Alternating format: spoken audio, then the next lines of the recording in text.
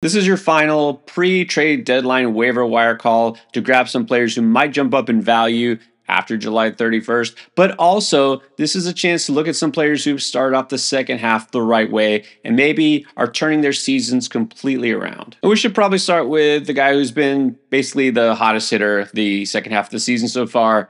That would be utility player for the Giants, Tyler Fitzgerald. Now, Fitzgerald has made some headlines because of his 5-game homer streak, which finally got snapped. But, even since then, all he's done is a hit and 2 runs, another hit, a run, and an RBI. So he's continuing to produce every day. What's funny about the home run streak, though, is he randomly started a game because, again, this is a guy who just kind of had filled in here and there, bounced back up and down between the minors. And he hit a home run on July 9th and then went about 5 straight games without even playing before the All-Star break. And then as soon as the second half began, homer, had that streak going. Now he's become an everyday player because how do you take that bat out of your lineup? So we have to look at it the same way. He's going to continue to get playing time as long as he's hot. Feel that in fantasy, it's the same thing. You grab him while he's hot, you play him, you find a place for him. What is nice is that he qualifies, at least in Yahoo, at shortstop and outfield. So you can put him middle infield, outfield, utility spot, whatever. Now, I can't guarantee this is going to be a long-term ad because, who knows? This came out of nowhere, completely nowhere. But in the chances Fitzgerald has had, he's been pretty good. He actually has some speed too, could steal some bases. But who knows what the Giants' plans are for the second half. They're going to try to make a run at a wild card, obviously. But is Fitzgerald going to be an everyday player? Again, a lot of maybes and what ifs. But right now, at least we have to consider him the best streamer out there and potentially a great second half ad. Another player who all of a sudden realized that the season started is Jeff McNeil. He's decided since the All-Star break to start trying to actually get on base, taking things seriously. Look, who knows what happened? First half didn't look anything like Jeff McNeil. This is a guy who, at the very least, has always hit for average. Remember his 40 batting champ from a couple of years ago? Power was never really his thing. He's got a little bit of pop. This year, he really hadn't done much of anything, least of all showing power. In fact, in the first half, over 296 at-bats, he had only had 5 home runs and 24 RBIs.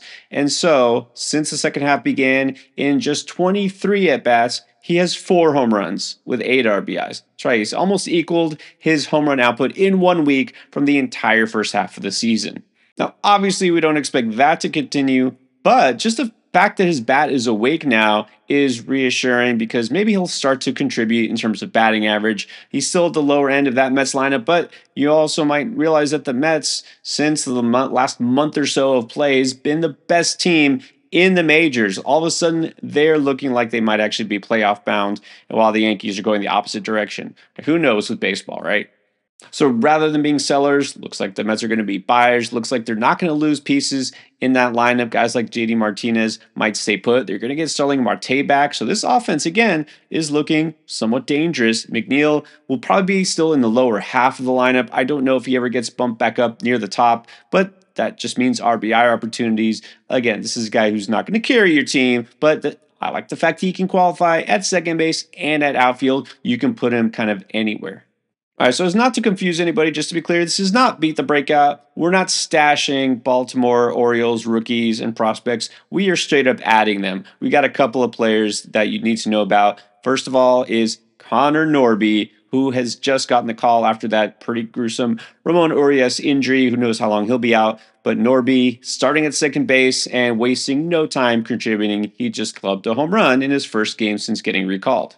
Norby is one of those top Orioles prospects that just has gotten squeezed out of a chance to play with a big club because they have too many guys up there. But now, maybe, just maybe, he'll take the job and run with it because even though he's barely gotten any time with the club, all he's done is show that he's major league ready. He's done it throughout the minors all season. And now, again, not just this one home run in this one game since being called up.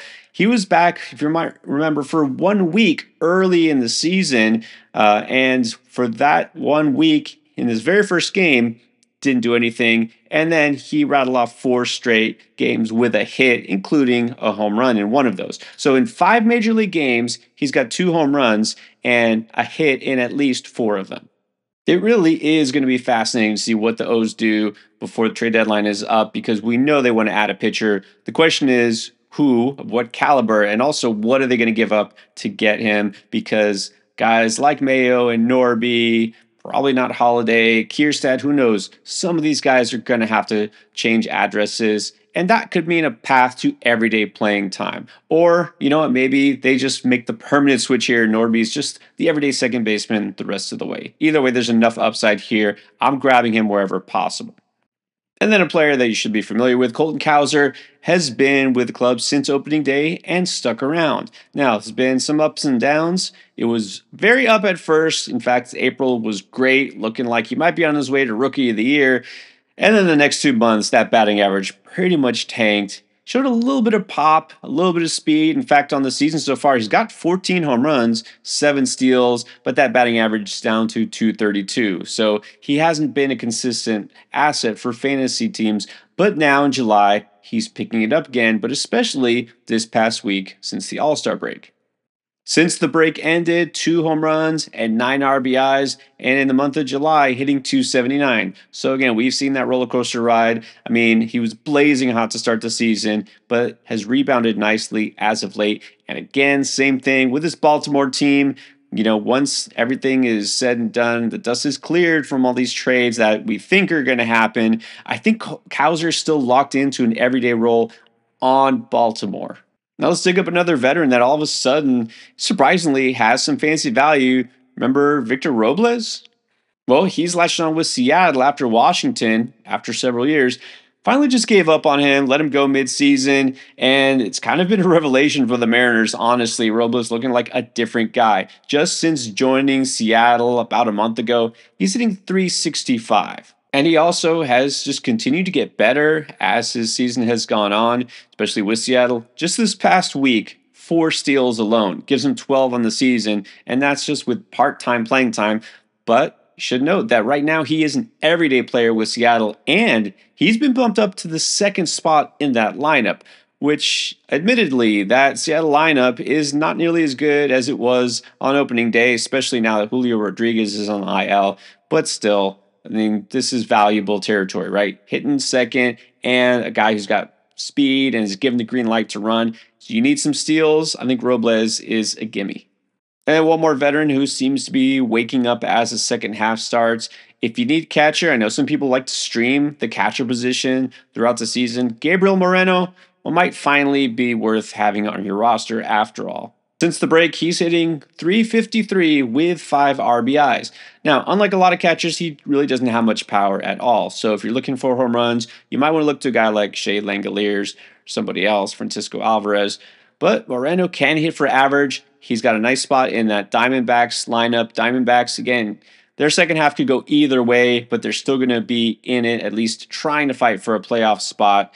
And, he has been at least startable, unlike some catchers. I know Ben Rice was a great ad a couple of weeks ago. He's all of a sudden gone ice cold. And so if you had picked up a guy like Rice or you're streaming elsewhere at catcher, it's time to move on. Just go with the hot hand, which right now is Moreno. All right, time for pitchers. You know how this works. Typically, any pitcher that has been good enough that is worth adding, it's because they're on a team that is not good, not getting wins, or maybe the strikeout rate is lacking. So let's start with Drew Thorpe, who at this point is only not being added in fantasy leagues because he's on the White Sox. And yes, I admit the strikeout rate isn't great, but we've seen some signs of improvement there. Even besides all that, the ratios alone make him worth adding. I mean, this guy has done nothing but rattle off quality start after quality start ever since his second major league start, which wasn't very good, right? Got cut short after 3 innings. Since then, he's got 5 straight quality starts. That means going at least 6 innings each time and limiting the damage. And he's done that. His ratios are really impressive, especially for a rookie, especially for a player that's on the worst team in baseball, essentially. A 3.03 ERA, a 1.01 whip. That can help you anywhere. Now, obviously, if you're in a league that counts wins, that lowers his value somewhat. If you're in a league that uses quality starts, 12-plus team leagues, I can't say absolute must add everywhere, but a very, very strong ad. You want any guy who can go out and get you a quality start every single time. All right, then on the Pirates, it's a young pitcher who isn't named Paul Skeens.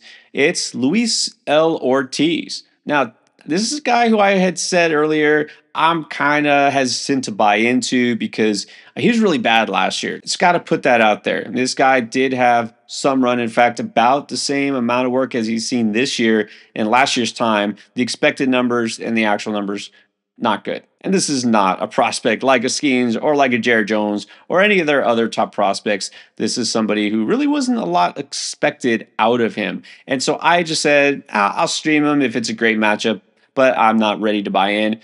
I'm ready to buy in now because I've seen not only the results, but also some adjustments that he's made. And he's continued to get better as the season has worn on. His last 3 starts only allowed a total of 1 earned run. And his first start since the All-Star break, he actually held the Phillies lineup to 7 scoreless innings. And if you tell me that Luis L. Ortiz was going to have a 2.57 ERA and a 1.11 whip at this point, and be the Pirates' second best starting pitcher, which is what I consider him, yeah, I'd be shocked. Looking back to last season, over 86 and 2/3 innings pitched, he had an expected slash line, meaning his expected batting average, on base, and slugging was 302, 390, and 529. That all ranked in the bottom second percentile of the league. That's pretty much as bad as you can get. And this year, a complete turnaround. That expected triple slash line 231, 296, and 383. Ortiz is not getting himself into trouble. He is not walking a lot of batters, and he's only given up a couple of home runs on the season. He's mixing up his 4 pitches very effectively, and that's why, despite not really having any one pitch that stands out, he's got a good slider, but not a wipeout slider. And then that four-seam fastball, he's improved so much with his location, his command. This guy has just matured. He's gotten better. Sure, I'll buy in now. And of course, the strikeout rate, not great, 20% right now, just under 20, 19.7%. But look, something's got to give. And then very similar situation, a guy who has been a strong 2-start streamer on several occasions. Let's just say Jose Soriano looks like a strong ad at this point. It's time to say he could be a nice back-end rotation piece the rest of the way. On the year, he's got a 3.51 ERA, 1.17 whip. The walks kind of come and go, but he's definitely gotten better in that case.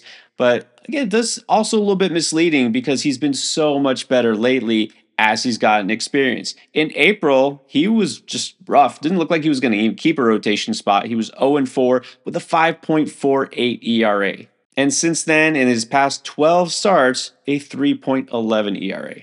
Like Ortiz and like Thorpe, again, not a high strikeout rate, but what he's really good at is limiting hard contact. He's kept that line drive rate below 20%, doesn't give up home runs, and he's got one of the highest ground ball rates in the majors. In fact, other than Framber Valdez, he's had the highest ground ball rate out of any qualified starter. And that XWO Bacon, which is expected weighted on base average on contact. All right. So that means that when hitters do make contact, it's probably not going for a hit. More often than not, Soriano has just been really effective. And so again, I know the wins are always iffy, but I don't chase wins. I like to chase ratios, are a lot easier to control and predict. But if you want a more veteran pitcher who has started to turn things around, let's go back to Andrew Heaney, who, for the time being, is still a Texas Ranger. He's got a 3.60 ERA on the season, but again, as of late, he's really settled it down. Last 3 starts in July, he's only allowed 2 earned runs over 15 1/3 inning. And unlike those other pitchers, he actually will give you decent strikeout numbers. In fact, he's got 101 K in 100 innings. So basically, exactly a strikeout per inning. That's pretty solid. Now, as far as where he'll be, August and beyond, it's hard to say. It looks like the Rangers are kind of stuck in this in-between mode right now. It would make sense for them to offload some of their veteran starting pitchers. They have kind of a glut surplus. And also, Andrew Heaney's going to be a free agent, so he definitely makes sense as a rental. Someone who can solidify a rotation somewhere in, I don't know, for like the Dodgers or the Yankees or a team like that. Like Heaney does have experience, obviously postseason experience with the Rangers last year. He's a veteran. He probably won't be too expensive. So I have a strong feeling he'll be on the move, and that actually might help him depending on where he lands. Like I said, this might be your last chance to grab some of these players before things get crazy at the trade deadline. Also, last chance to take advantage of some good deals in the trade market. But these are the players I'm advising that you buy low on right now.